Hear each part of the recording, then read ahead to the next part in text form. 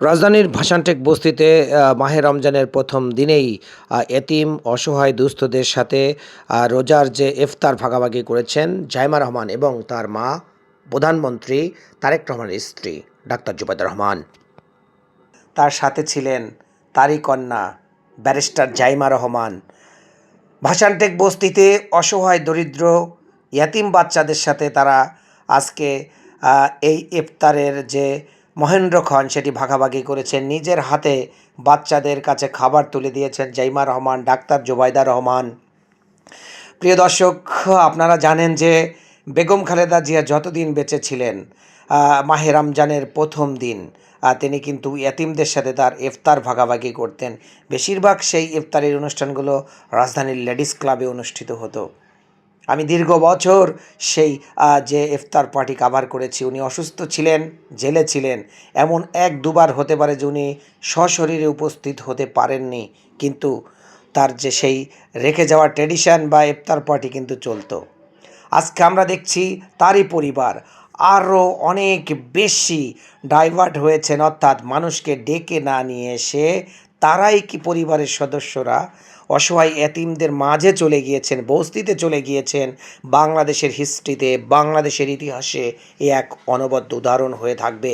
আমরা দেখেছি মাত্র দুদিন আগে বাংলাদেশের দায়িত্ব নেওয়া প্রধানমন্ত্রী তারেক রহমান তিনি কিন্তু সচিবালয় অফিস করতে যাওয়া আসার সময় সিগনালে নিজের গাড়িকে থামিয়ে সিগন্যাল মেনে, সিগন্যাল মান্য করে রাস্তায় চলছেন। আইন মানা এবং বাংলাদেশের যে আইনের শাসন তৈরি হওয়া, এটি এক অনবদ্য উদাহরণ আমরা দেখতে পাচ্ছি। তিনি কিন্তু রাস্তায় চলাচলের সময় অতিরিক্ত প্রোটোকল ব্যবহার করছেন না, সাধারণ মানুষের কাছে যাচ্ছেন, সাধারণ মানুষের পরে আস্থা রাখছেন। জিয়া পরিবারের এই যে নীতি, এই নীতি ভবিষ্যতে বাংলাদেশের রাজনীতিকে অনেকটা বদল করে দেবে বলে মনে করছেন বিশেষজ্ঞরা। প্রিয় দর্শক, দেখতে পাচ্ছেন যে এতিম বাচ্চাদের সাথে বসে ইফতার করছেন বাংলাদেশের প্রধানমন্ত্রীর স্ত্রী ডাক্তার জুবাইদা রহমান এবং তার কন্যা ব্যারিস্টার জাইমা রহমান। এক অনন্য উদাহরণ বলে আমার কাছে মনে হয়েছে। এর আগে আমরা দেখেছি বাংলাদেশের কোনো রাজনৈতিক দলের প্রধান, যারা প্রধানমন্ত্রী হয়েছেন, তারা কিন্তু সাধারণ মানুষের এতটা কাছে যাননি। আর এই যে জিয়া পরিবার, আমরা দেখেছি তারেক রহমান বাংলাদেশে লন্ডন থেকে আসার পর থেকে কিন্তু সাধারণ মানুষের দ্বারে দ্বারে যাচ্ছেন, তাদের সেবার কথা ভাবছেন।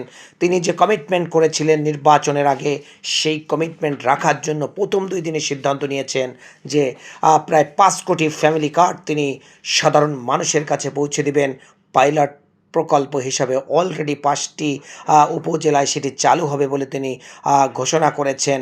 তারেক রহমানের যে চিন্তা, অর্থাৎ সাধারণ মানুষের কাছে তিনি যাওয়ার যে আগ্রহ আমরা দেখতে পাচ্ছি, তারই পরিবার ডাক্তার জুবাইদা রহমান এবং তার কন্যা জাইমা রহমানও কিন্তু ঠিক একইভাবে সাধারণ মানুষের দোরগোড়ায় পৌঁছে যাচ্ছেন।